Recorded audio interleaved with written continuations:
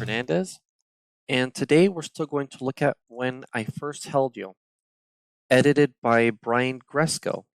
So, in continuing with the series, I will be reading the following two essays, Herdings by Alexi Zentner, and then the essay after that, 9 times among countless others, I've thought about the people who came before us in my brief career as a father, by Anthony Doerr. Now, what first sticks out to me in both of these essays, coincidentally, is that both of these are written in the first person narration. Now, this sticks out to me because a lot of these things happening in both of these are not happening in the present tense. So if somebody can explain that tense to me, if there's, kind of a reason for it, I find it kind of an interesting stylistic choice. Now, as always, I will show you some pages on the screen, but even before I do so, Alexi Zentner's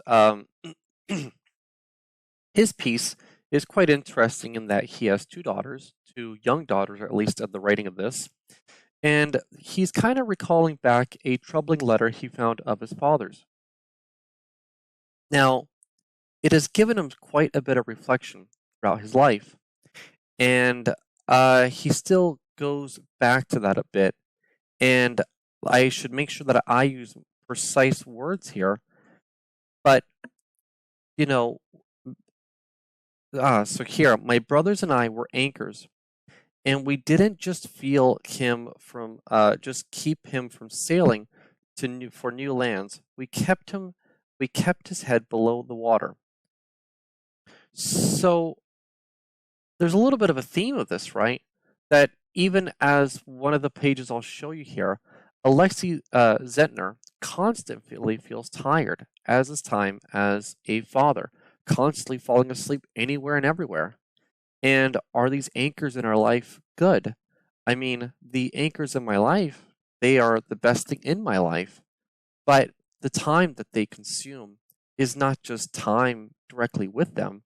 It's time even here making this video and deciding to make a compilation of videos on a single book of essays about fathers. And maybe there's nothing better than that anchor that are our own kids. And then in the next one, by Anthony Doerr, 9 times among countless others, I've thought about the people who came before us in my brief career as a father. So Anthony Doerr, at least at the time of this writing, has twins. If he has more kids than this, I don't know. I'm just going based off of these essays as I make these. So he also writes in present tense, but there's 9 subheadings throughout his essay, and his essay is a little bit longer than some of the other ones in this book. And in it, there is a passage of time, and he tells us about this phase as his 2 sons are this age, and he even goes over 2 separate injuries amongst his sons and what had happened through that and some of their growth. And with some of that, I could definitely relate with my son. Maybe it would have been nice to have had twins, and if I just figured, well, we'll just have 2 kids and have 2 at the same time. But man, it seems like having 2 sons, especially as toddlers, would be quite a handful. Well, as I always do with here, I'll show you some pages from the book, and then let's get into it. Okay, as I've shown several times before, this is the editor of the book, Brian Gresko. This here is Alexi Zentner, the author of the first of 2 essays we'll be looking at, titled Herdings. Then this here is the next author, essayist, that we'll be looking at, Anthony Doerr, and his essay, 9 times amongst countless others, I've thought about people who came before us in my brief career as a father. This is the cover of the book we've looked at several times before, and then here. So one part I highlighted here and Alexi Zentner's book, maybe I should have gotten just from the first page of his essay, the first full paragraph, which encapsulates even this idea pretty well. So the tiredness is overwhelming. It has a gravity of its own.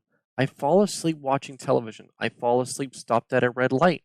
I fall asleep reading a picture book to my daughters. I can hear my words slow and slur in the middle of a sentence. My eyes closing no matter where I am on the page, and there's nothing I can do to hold it back.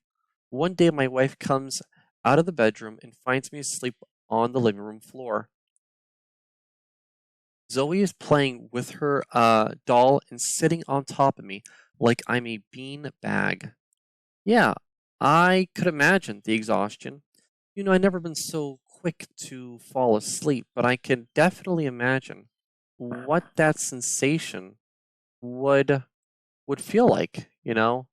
Um, especially when reuniting with my family. I had canceled or rather paused my gym membership for a few months and, worked out at home or whatever. And it was quite exhausting, just to reacclimate myself. Because I'm nervous in front of this camera. Okay, so here on page 33, it says this morning, I am embarrassed to see them. Zoe makes it worse when she hugs me and says she's sorry, because I remember what I said to her when she tried. Is that better? When she tried to say she was sorry the night before. It's not that her or Sabine is blameless. Shh. But rather they are children and they're supposed to make mistakes and then learn from them. I'm an adult. I should have already learned. I hugged them back. So we can see here a bit of anger, right? That the author goes into this a bit about the anger that runs through his family, maybe even runs through himself. And as I try to find just the right paragraphs to highlight, maybe there's always just one slight different paragraph I could have highlighted a bit better. So here on another page, page 34, I want to explain to Sabine and Zoe that my family has a history of anger. My great uncle killed a man in a bar by hitting him in the head with a glass pitcher. Okay, then another one here on page 38. Perhaps I'm being too hard on myself, and perhaps when they are older, they will have no cause to question my love for them, because they will read this someday and have no memory of me being angry at them, have no idea of anything other than a father who loved them as constantly. No, let me read, dude. Oh my goodness. So I find all this quite fascinating in the sense that I think that maybe all of us deal with some kind of trauma when we were young. And I think maybe everybody gets kind of annoyed if somebody wants to try to psychoanalyze somebody else and that kind of thing.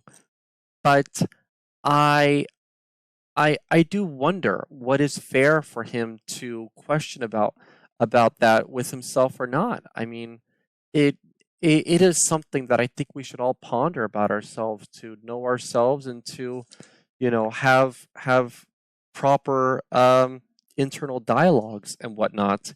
And it's perfect, dude. So yeah, and that, he mentions how his father felt anchored down by children, and maybe his father was a bit resentful of Alexi Zentner and his brother, and so sometimes Alexi Zentner feels the same thing about his daughters, but maybe, should he or should he not really feel that way? Yes.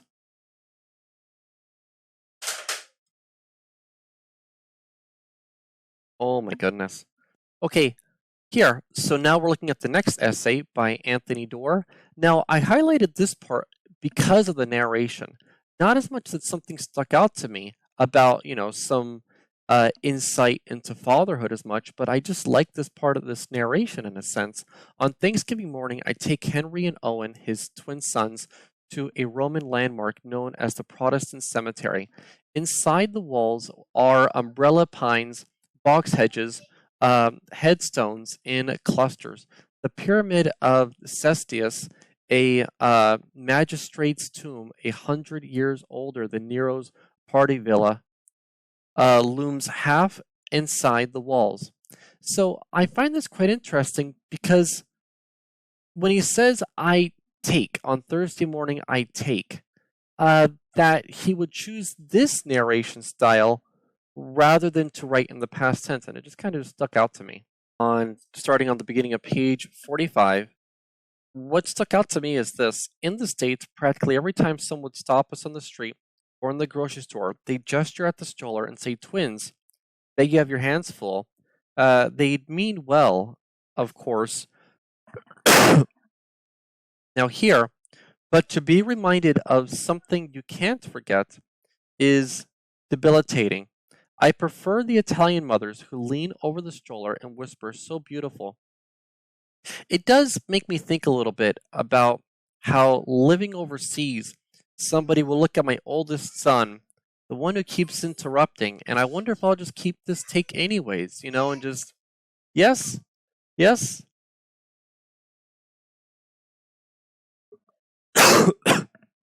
Probably in your room. Go in your room, dude.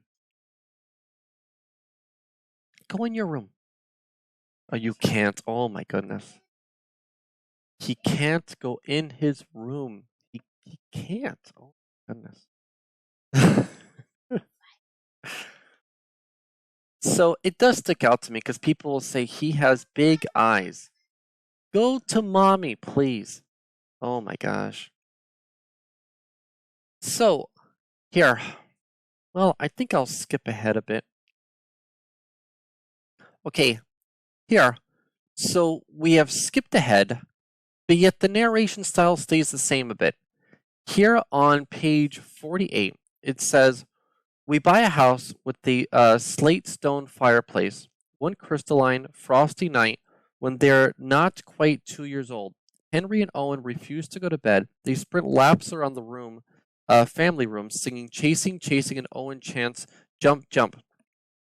And they grab opposite ends of a dog leash and perform short-lived matches of tug-of-war. Then, as this progresses, Owen jumps off the sofa, trips, and strikes his forehead hard enough against the fireplace that a piece of stone the size of a dime chips off. The sound is that of dropping a small block of wood onto a concrete floor. And then he just jumps to this, and I wonder if it signifies that somewhere in his head, in the author's head, these moments still live in the present. Is that a little bit of what I should infer from this? Because when we go to another one, and his children were at dance lessons here on page 55, it's a bit the same here.